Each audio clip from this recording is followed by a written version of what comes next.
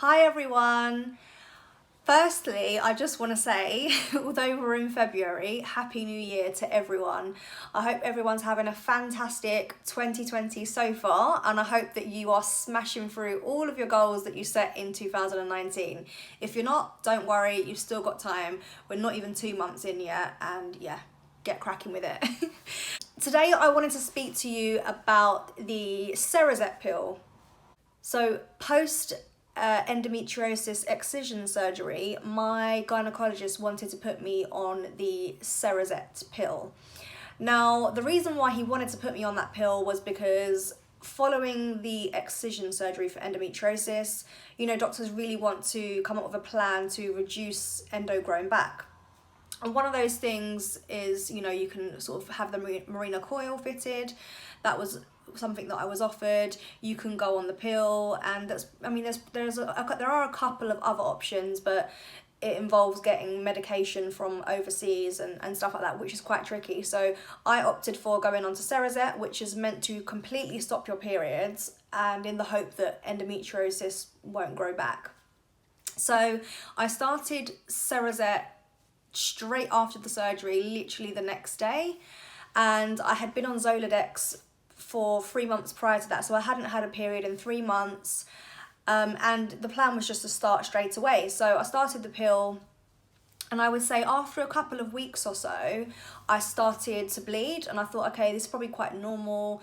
Sometimes when you start a new pill, you do bleed or you get light spotting, and that often can last even for a month up until you have that first fake period in between pill packet bleeds, essentially. With Cerazette, it's a pill that you take every day, so you don't have that pill-free week where you have a bleed. You take it every day, and it's meant to just completely stop your periods altogether. So I bled for about 2 weeks. The first week was like a normal sort of period. It was, quite heavy, a little bit painful and so on. I was initially using the menstrual cup, which is what is my preferred thing to use when I'm on my period. But after sort of 10 days or so, the friction of taking that in and out, I just was like, okay, let me just move to pads and then sort of panty liners, because it did slow down a bit. So I thought, okay, this is sort of heading towards the end of that journey. I think it was about 6 to 8 weeks later.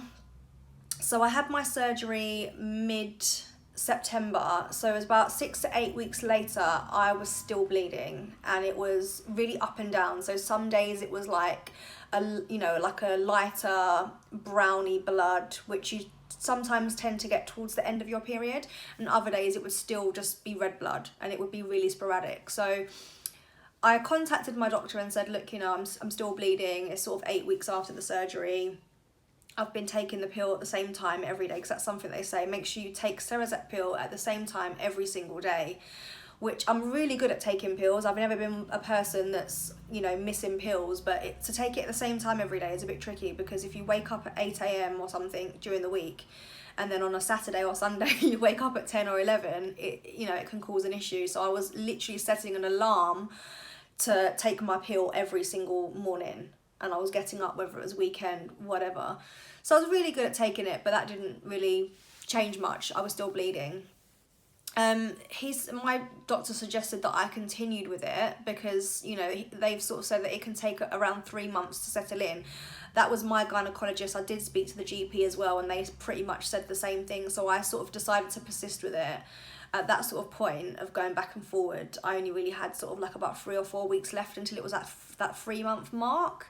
So I persisted to take it. I still bled for those 3 months, and that brought me up to around sort of the beginning of December. My birthday is actually mid-December, and miraculously about 2 days before my birthday, I stopped bleeding, and I was so happy. I was like, yes, I've stopped bleeding. I'm going to be able to wear a nice dress for my birthday, not worry about bleeding, and just go out and have a good time with my friends after, going through everything last year with surgery and so on. So that was great. I was a little bit bloated still, but still I was not bleeding, and I was completely dry and clear, and I was really happy. And then about 2 days after my birthday, I started bleeding again. So I was like, oh my gosh, what's going on? Why am I bleeding again? And this just persisted throughout the last sort of month. So it would stop, it would be sort of clear for like a day or maybe half a day, and I'll get excited and think, oh, I can put a thong on or I can go to bed and not have to wear a panty liner or something, because you know, 4 months you get absolutely sick of constantly having something in between your crotch. Like you just want, your vagina needs air at that point. So you know, I was like, I would get my hopes up, and then a few hours later I'd go to the toilet and I'd, you know, there'd be blood there. So I just went back to my doctor and said, look, I can't do this anymore. We need another solution. So I decided to go on the Yasmin pill.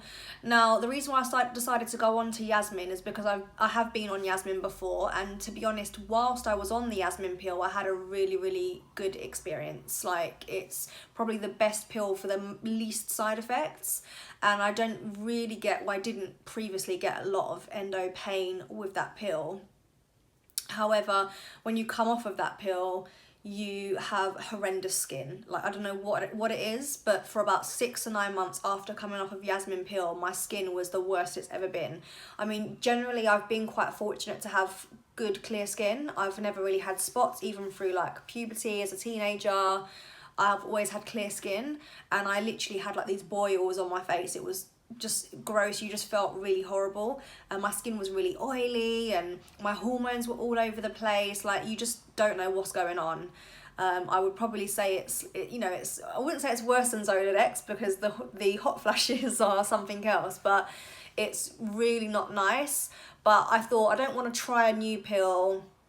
You know, after the year that I'd had last year, I was done with, you know, trying anything new or whatever. I gave Cerazette a chance and it didn't happen for me.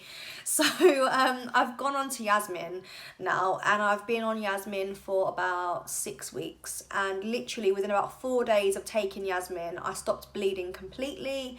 I haven't bled or spotted since. I've been absolutely fine. I would say that the small pains that I was having have subsided. I am getting some pain in my lower back at the moment, so I'm actually seeing a physio tomorrow for that. I had a scan yesterday and everything looks okay. It looks much better than what it did previous to the surgery. Everything looks a lot more mobile, and there was some endo and stuff that they could see around my bowels, which they can no longer see. So I'm hoping that, you know, this is just like a kind of movement thing that I need to get moving, and probably exercise a bit more and strengthen my core and my back.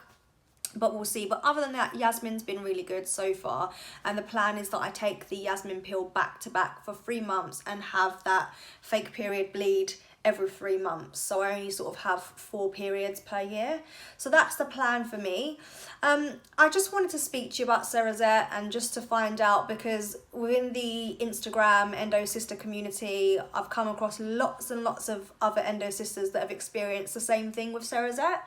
And it seems to be a pill that gynecologists are prescribing post excision surgery for endometriosis. So, and obviously the plan is that you don't have a period during that time, that you don't bleed. It's just a pill you take every day, and it's supposed to reduce endo because you don't bleed. But lots and lots of you are having have had a similar situation where you've just been bleeding for like 12 weeks or however long you've decided to persist with Cerazette. So please do let me know your thoughts, and if you have any questions. You might absolutely get on well with Cerazette. I'm not a doctor, so disclaimer, I'm not a gynecologist or a GP or anything like that. I'm just an endo sister giving you my advice and telling you my story. But you know, you might have had an awful experience with Yasmin. So, you know, I'm not trying to deter anyone that hasn't tried it, but I'm just sort of giving you my side of the story, really. But let me know your thoughts and comments if you've had a similar experience, and if you've tried anything else post-surgery to kind of help reduce the growth of endometriosis coming back. But I hope you like this video. If you are interested more in my endometriosis story, if you want to check out the rest of my videos on my page, Lifestyle with Leash, I've got lots of videos on there. I've got a couple of surgery videos. I've got my Zoladex hormone treatment journey, which seems to be a really popular one. So many questions on that, so please do check those out. But yeah, thank you so much for watching, and I hope to see you again soon.